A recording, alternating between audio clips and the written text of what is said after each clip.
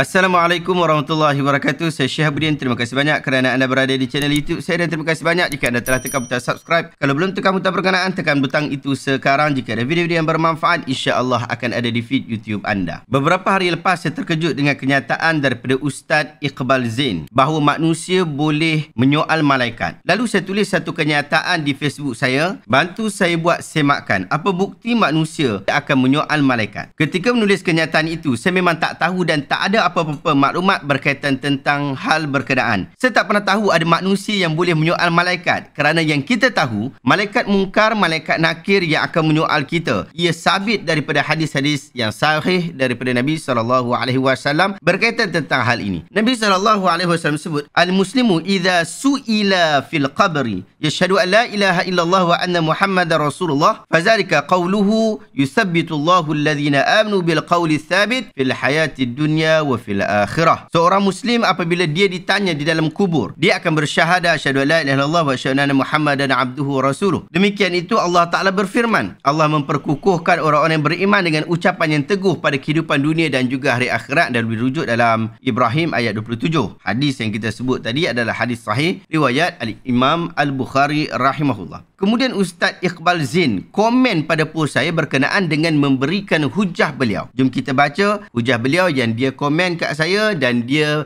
berikan link berkenaan. Kata Ustaz Iqbal, persoalan mungkar dan nakir. Imam Al-Qurtubi dalam kitabnya At-Tadhkirah fi Ahwalil Mauta wal Akhirah, ketika menjelaskan sabitnya persoalan mungkar dan nakir di dalam kubur, beliau telah meriwayatkan sebuah hadis yang berikut. Walaqad qala Umar bin Al-Khattab radhiyallahu anhu lamma akhbara Nabi sallallahu alaihi wasallam bi fitnatil mayit fi qabrihi wa su'al munkar wa nakir wa huma al-malakan lahu ya Rasulullah ayarji' ila aqli qala na'am qala idzan akfikahuma wallahi la in sa'alani sa'altuhuma fa aqulu lahum ana rabbiyallah faman rabbukuma antuma. Dikatakan bahawa Sayyidina Umar ibn Khattab radhiyallahu anhu berkata ketika Rasulullah SAW memberitahu tentang perbicaraan orang mati di kuburnya dan pertanyaan mungkar dan nakir yang kedua-duanya ialah malaikat yang ditugaskan untuk itu. Sayyidina Umar bertanya, wahai Rasulullah, adakah pemikiranku kembali kepadaku seperti mana keadaanku sekarang ini? Baginda sallallahu alaihi wasallam menjawab, ya. Lalu Sayyidina Umar respon, jika begitu saya akan mencukupkan kamu untuk mereka. Demi Allah, jika mereka bertanya kepadaku, aku akan bertanya kepada mereka dengan berkata, jawapanku adalah Allah Tuhanku. Kamu berdua, siapa pula Tuhan kamu? Kata Ustaz Iqbal, kisah ini diriwayatkan oleh Imam Al-Qurtubi tanpa mengkritik atau menyangkalnya. Hadis di atas, kata Ustaz Iqbal, diriwayatkan oleh Imam Qurtubi tanpa menyatakan sanadnya. Namun hadis yang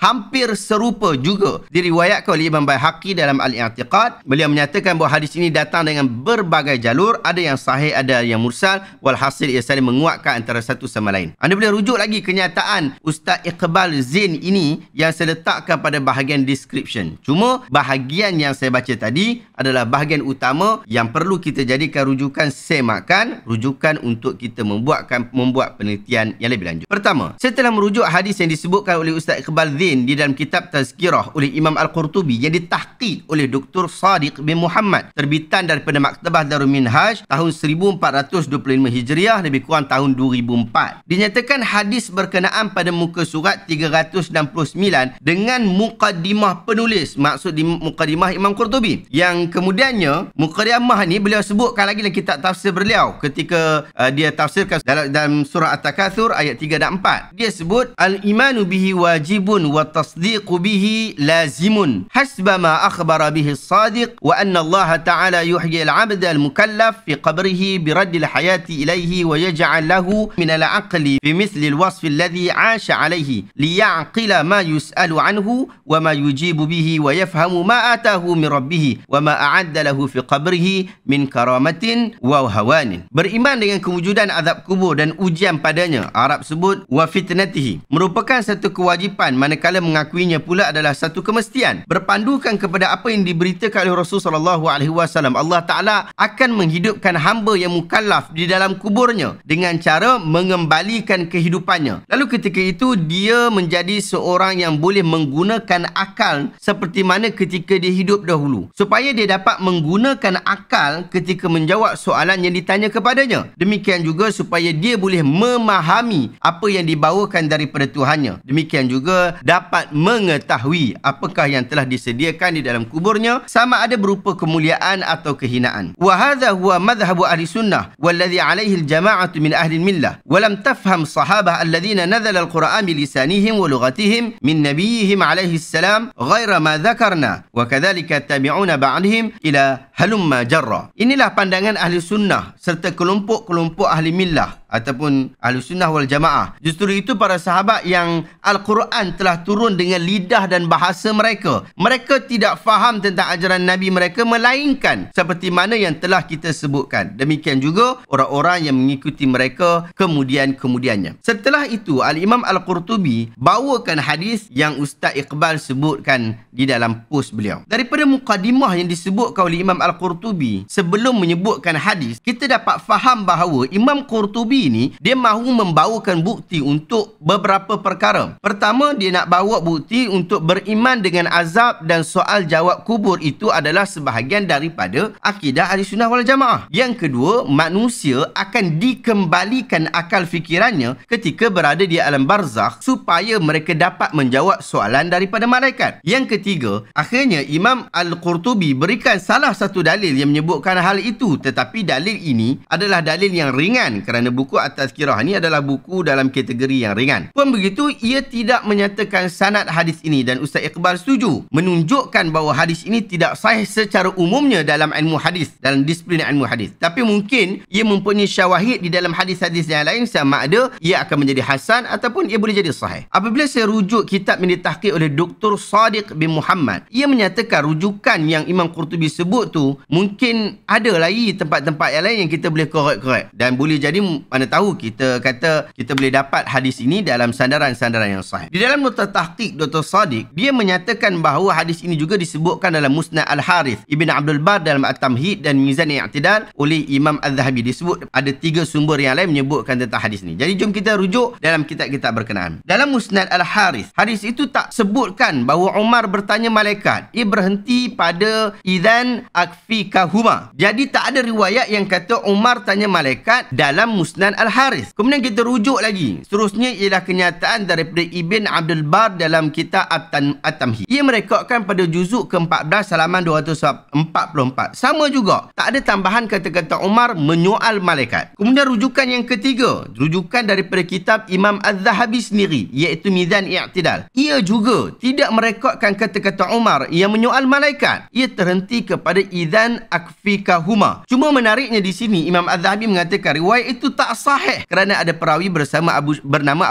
Abu Syamar. Beliau ini majhul. Anda rujuk pada juzuk keempat muka surat 168. Jadi rujukan yang diberikan oleh Dr. Sadiq itu semuanya tidak menyebutkan Umar menyoal malaikat seperti mana yang disebutkan oleh Imam Al-Qurtubi di dalam At-Tazkirah. Kita berbalik pula kepada kenyataan Ustaz Iqbal Din. Ustaz kata, namun hadis yang hampir serupa juga diriwayatkan oleh Imam Bahaqi dalam I'tiqad. Beliau menyatakan bahawa hadis ini datang dengan berbagai jalur, ada yang sahih dan ada yang mursal. Walhasil ia saling menguatkan antara satu sama lain. Jadi kita kena rujuk kitab Al-I'tiqad oleh Imam Al-Baihaqi rahimahullah. Setelah membuat semakan, hadis yang paling hampir ialah hadis pada muka surat 222 daripada riwayat Umar Al-Khattab. Tetapi hadis ini juga sama, tak ada merekodkan kenyataan Umar soal malaikat. Bahkan Imam Baihaqi sebut dalam riwayat tu lagi ganah, gharibun bihadzal isnad tafarrada bihi mufaddalun. Sangat ganjil dengan sanad ini, telah bersendian mufaddalun dalam meriwayatkannya. Siapa mufaddalun? Mufaddal bin Saleh yang merupakan salah seorang dari perawi yang dianggap sebagai munkarul hadis. Maksudnya hadis itu dhaif berat. Kemudian Imam Baihaqi sebut lagi dekat situ, wa hadza qad ruwinahu min wajhin akhar an Ibn Abbas wa min wajhin akhar sahih an Atta bin Yasar an Nabi sallallahu alaihi wasallam mursalan fi qissati Umar. Telah diriwayatkan kepada kami dalam bentuk yang lain daripada riwayat Ibn Abbas serta wajah lain yang sahih daripada Atta bin Yasar daripada Nabi SAW secara mursal dalam kisah Umar. Boleh jadi kenyataan yang nilah yang Imam Baihaqi kata nilah yang digunakan oleh Ustaz Iqbal dalam mengatakan bahawa wujud hadis-hadis serupa yang mempunyai riwayat yang lebih kuat. Sebenarnya apa yang disebutkan oleh Imam Baihaqi ialah Ada riwayat yang kuat daripada sudut sanad, cuma di hujung sanadnya ada masalah lagi yang perlu dibincangkan, iaitu mursal. Apa maksud mursal ni? Maksudnya ialah seorang tabi'in, dia cerita satu berita daripada Rasulullah SAW, sedangkan beliau ini tidak hidup pada zaman Nabi. Apatah lagi,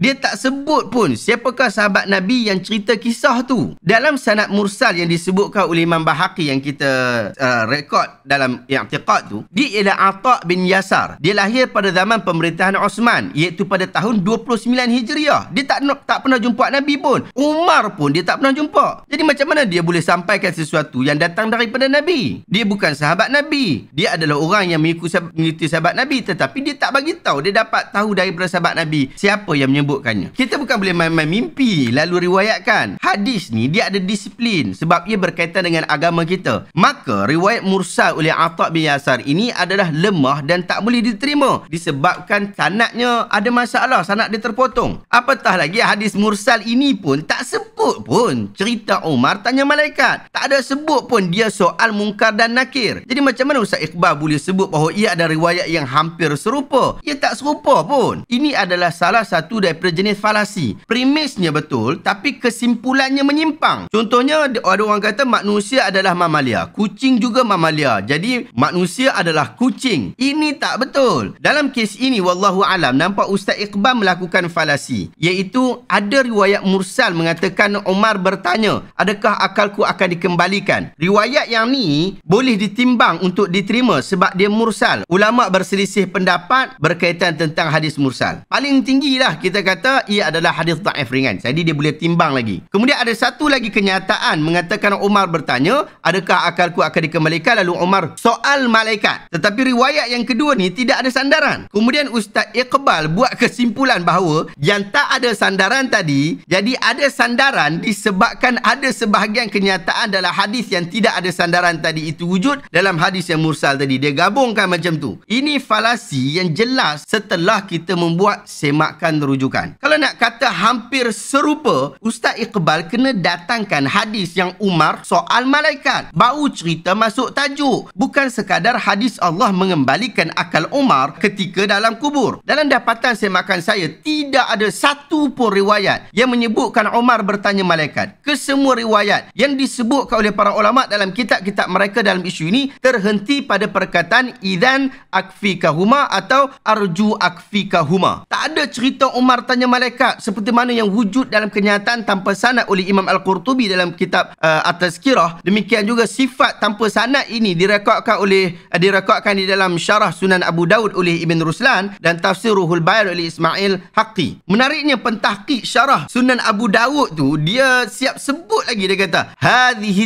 ziyadah dzakaraha Al-Qurtubi fi Tazkirah wa lam ajidha musnadah. Wallahu a'lam. Ini adalah tambahan yang disebutkan oleh Al-Qurtubi dalam kitab At-Tazkirah. Pun begitu saya tidak menjumpai sandaran sanad dia tak ada sanad. Wallahu a'lam. Jadi dia sebut jelas di situ ini adalah tambahan Al-Qurtubi. Anda boleh rujuk dalam juzuk yang ke-18 muka surat 358 syarah Sunan Abi Daud. Sudah tuntas bahawa kenyataan ini menjadikan riwayat berkenaan sudah layak dianggap sebagai riwayat yang tidak sahih. Kisah Umar soal malaikat itu tidak sahih. Tidak boleh dibuat hujah dalam apa jua keadaan, sama ada dalam isu akidah yang usul ataupun furu', dalam isu meningkatkan semangat beribadah atau menggerunkan diri daripada melakukan maksiat. Ia tidak boleh disandarkan kepada agama. Saya sudah merujuk kitab Musnad Al-Harith, kitab At-Tamhid oleh Imam Ibnu Abdul Bar. Saya telah rujuk Mizan I'tidal oleh Al-Zahabi, Al-I'tiqad oleh Al-Baihaqi, Al-Ba'th oleh Ibn Abi Daud, Al-Syari'ah oleh Al-Ajuri, Tanbihul Ghafilin oleh As-Samarqandi, Al-Asami wal Kuna oleh Abu Ahmad Al-Hakim Al-Kabir, Usul Sunnah oleh Ibn Abi Zamanin Al-Maliki, Isbat Azabil Qabr oleh Al-Bahaqi, dalam 3 tempat yang mana ketiga-tiganya tidak ada kenyataan Umar menyoal malaikat. Demikian juga dalam kitab Ihya Ulumuddin pun dia cerita ni